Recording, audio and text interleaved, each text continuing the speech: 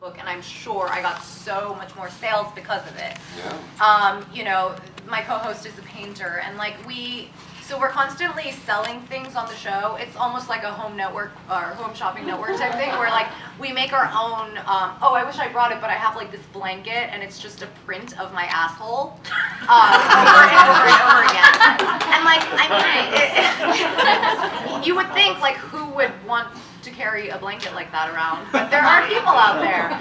So we make money that way. It's not a lot of money. Like it's not. I'm sure my co-host is probably losing money in the long run, but for us, it's just like a fun project. It's not like sorry to disappoint, but like yeah, ours doesn't make. No, she makes a good point. So to summarize on that, you can sell products on your show that are related as well. All right, so I'm going to come to James for a quick one, and then Lex has something to add as well. Do a budget before you get started. Find out how much it's going to cost for you for the month, 6 months, to do the show. Then go for the advertisers based on that. You've also have to have advertising. Have those callers call in and have promotional gifts to give away. DVDs, lube, dildos, whatever. And then you have the girls coming on, you want them to have fun. Because believe me, these guys want to hear the girls having fun. So have some booze there, some weed, little blow, you know, everything. Get them going. It's fine. We're all adults, I can say that. No. You gotta have a good time. You're having a party, right? And you're having a good time. That's what they want to hear. Because you gotta remember, bottom line, it's fucking porn, people. If they want to listen to MSNBC and listen to the speak for yourself in that. Where okay. You're going with, no. What you're going Lex with. disagrees. Yeah. Let's hear. No, Lex I know you disagree on that, but there are people that just want to hear the girls and get off and have a good time, and you know. That's what we offer these things for these guys, and they love it. It doesn't work for everybody, but for some people it does. So get that budget made ahead of time. Know, are you going to have to pay for the co-host? Are you going to have to pay for the studio space? You got to advertise this thing. You got to publicize this. You got to let the people know about this thing. So you got to remember to put that in your initial budget. Have a budget. Include alcohol in your budget. That's James's recommendation. Yeah. Lex. Now I was going to say a little bit in regards to something that was said earlier. One of the things we have to bear in mind as broadcasters is that at some point, what people are watching online, when they're watching visually or shows, whether they watch it live or on download, right? Eventually it's going to become very much like regular television. So one of the things that I'm very adherent about is that my broadcasts very much look like regular television. So we're in regards to the sex and, you know, the sex, drugs, and rock and roll, that may not be everybody's recipe. Of course not. Because there are certain viewers and people that want to watch that may not want to see the run-of-the-mill tits and ass or you know, things that will result in a girl taking her breasts out. Of course. Okay, so this is to say that there are shows that are broadcast that at a certain point it's going to be just like watching TV. We see Apple TV and all the televisions, which are I mean, what's going to work for me is not going to work for another person. Right. But I'm saying it's based on my years of experience in doing it, and I tried doing that route, and it was moderate success. Right. So then we went balls to the walls, and everybody's like, "Wow, I love this ride." Well, it depends. I mean, with my brand, like I said, there's only one of my shows that are XXX. The other two are not. Viewership is incredible, but on the economics of it all, in terms of the financing of it and putting together a budget, which is extremely important, it's important to note that there are ancillary revenues that can be generated from your show. So if you have a baseline covering of the budget, what it costs to have your show, then you look at the ways that you're making money on the side, like what Asa brought up as far as selling commercial goods. A lot of my numbers with Evil Angel are exponentiated by the fact that I have guests on my show that are featured on a box cover. So during the day I promote a movie that's coming out on Tuesday, the front cover girl is my guest on Monday. Bingo. And so now that people can instantly buy the scenes, the payments they come quicker, they are tangible. It's just a matter of saying, okay, I can grab a nickel here, maybe a quarter here, maybe $1 there, but it adds up to $2 at the end of the day. So there you go. Every show is a little bit different. On my show, I'm just going to say real quickly, We get Necro Nikki over here naked, and then we all pass her panties around the room. Every show. Ginger, you would love Necro Nikki. I love you already. Yeah. Okay, let's hook up before we leave. All right, so I have other topics. Do you want to add to that real quickly? Well, or you know what? It would be a shame to be up here and not say that our business model is almost diametrically opposed to everything I've heard, not because we don't believe in it, but officially, you know, I work for Sirius XM, and the stations I've run are on satellite radio, and a lot of them are also available. Vivid Radio is available through vividradio.com, but the business model is completely different. It's something else to have in your head. So the way these stations work is Sirius will put a big chunk of money, sometimes 7 figures, onto a station, and you know, you get the chance to make all this stuff happen in a very different way, and then we can sell ads. And I'm going to get to the most important point for you guys, is they have a sales staff and they sell ads, and we've sold as much as $30,000 a week in ads. And that, I'm not saying everybody's going to do that, but the lesson, and it goes with what James was saying, is this: I put on nobody in the world who's not a porn star on Vivid Radio, and a couple of people on Playboy Radio who weren't, but mostly those are porn stars. And the world is paying $30,000 a week to advertise on their stations. There's people in this room who have paid money, not saying it just because you walked in late, but who have paid money to advertise on those kinds of stations. And that market exists. So whatever the number is, and like Lex was saying, it might be nickels and dimes. Don't think because you're doing sex-related stuff that you are precluded from making money. Not true. All right, so are there questions from the audience? I want to, Jeff.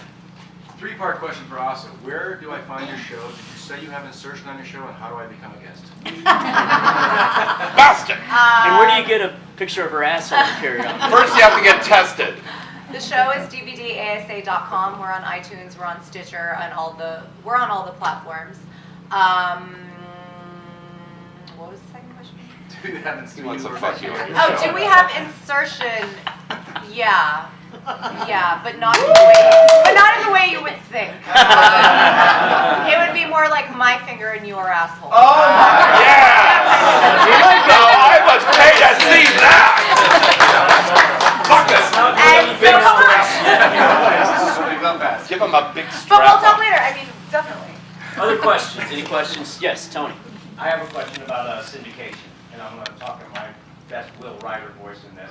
I own the PlanetPlatypus.com network, and of course we have a studio down in Miami, and of course we run our own shows that we do down there. But we gather other adult-related shows from around the country. What are you guys' thoughts? And then we rebroadcast them on our websites.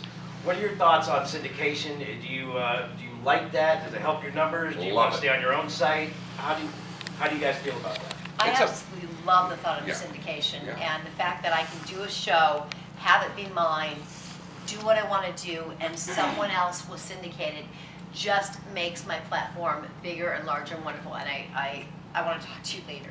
Okay.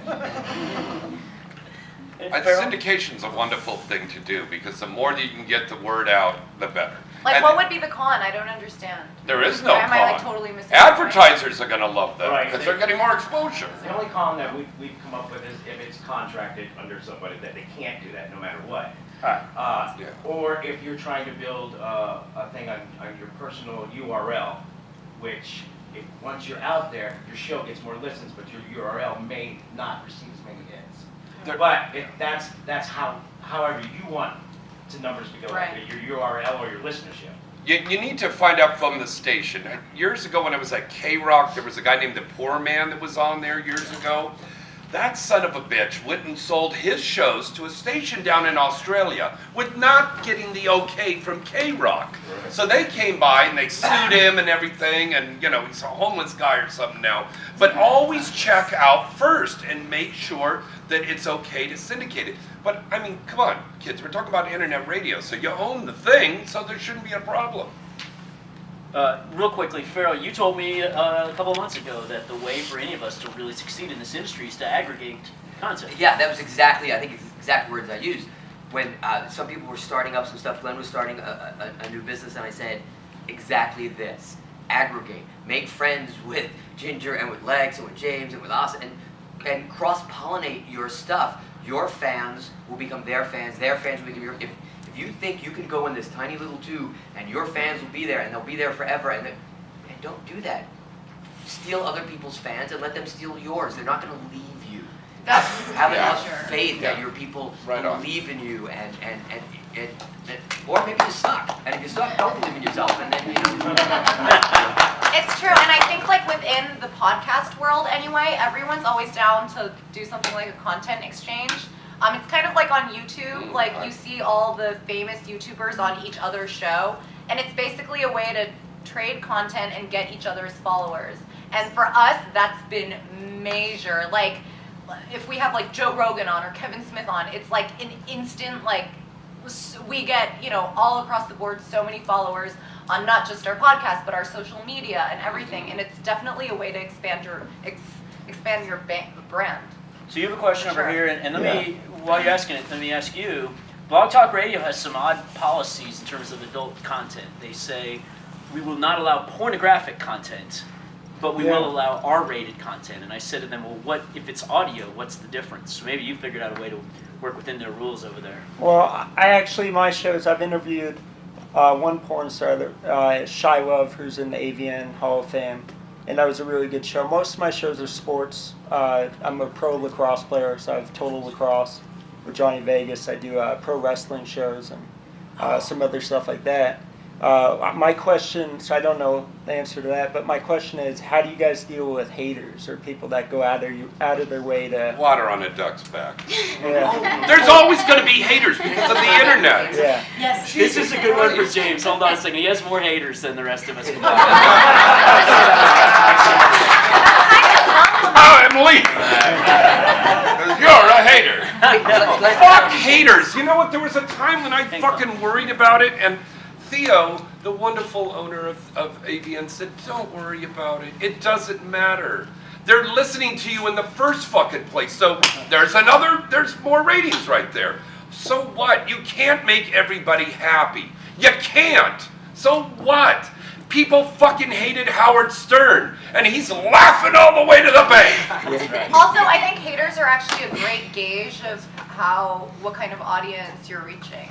The more haters you have, that means the more fans you have too. Fuck yeah. Okay. So when we launched Playboy Radio on Sirius, it wasn't Sirius XM yet, Ginger was co-hosting with Christy Canyon on a show called Night Calls. They had taken over for Julie Ashton and Tiffany Grandeth on that show.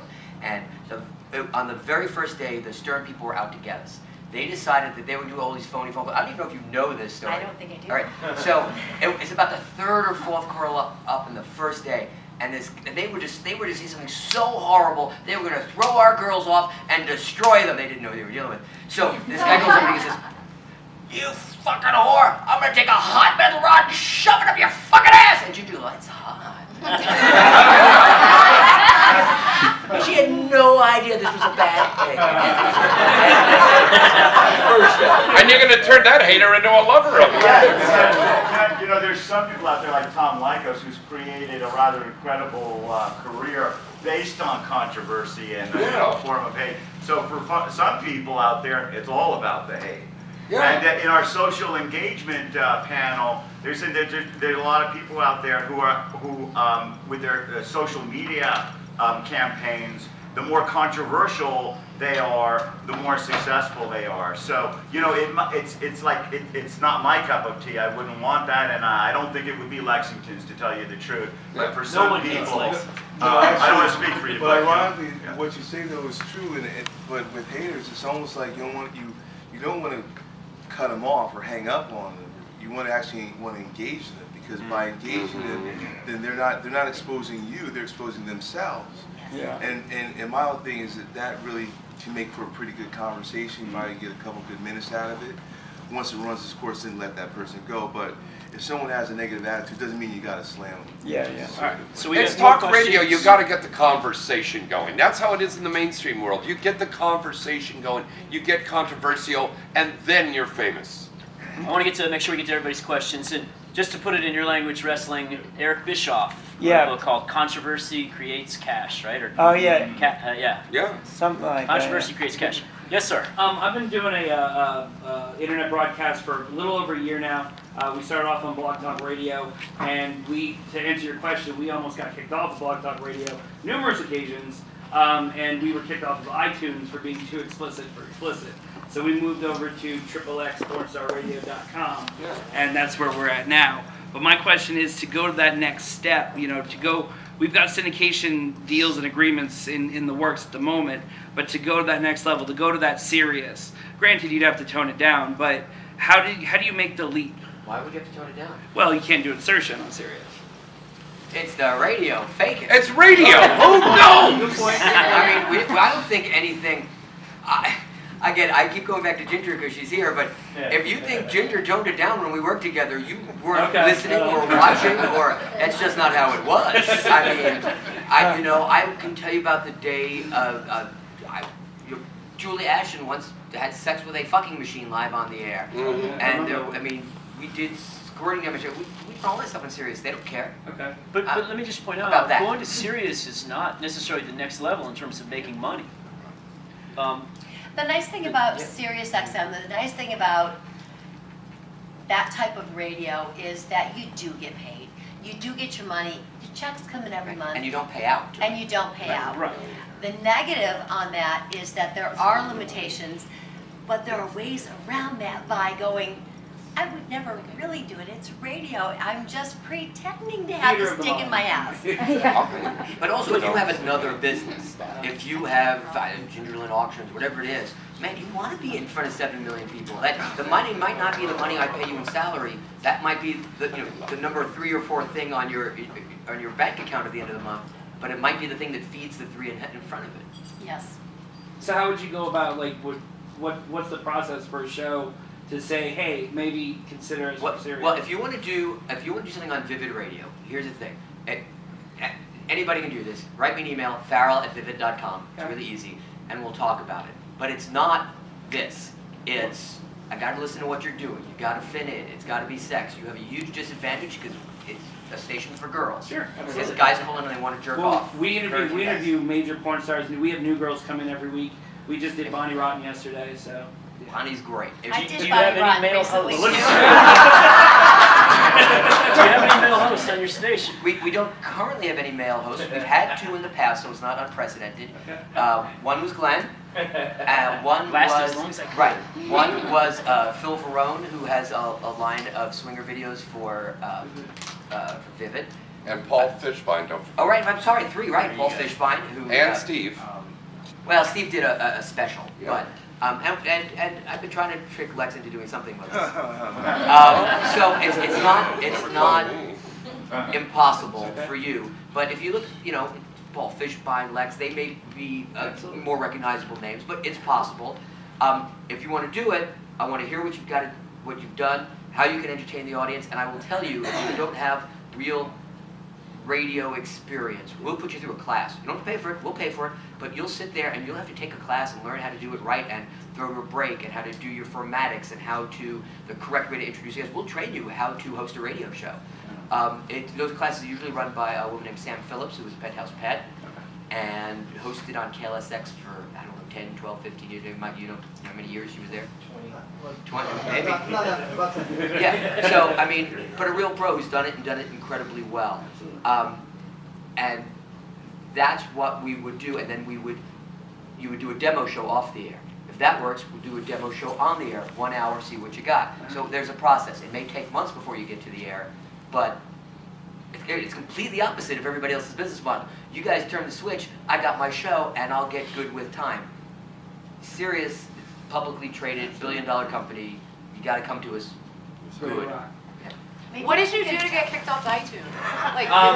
We had a deal where we were playing a game, and it was we were doing anal ring toss, where the girl had a butt plug and they were doing the ring toss, and you could win all kinds of stuff. And it ended up the one girl just went and just started fucking her with the anal ring toss. You can't do that on iTunes? They sent me a variety of emails saying that we needed. First, they made us rate it completely R, so we did that. Then we went completely explicit. Then after that, they just said you've been pulled from the iTunes, just completely. And then I've resubmitted to them 4 times, and they still won't let me go back on.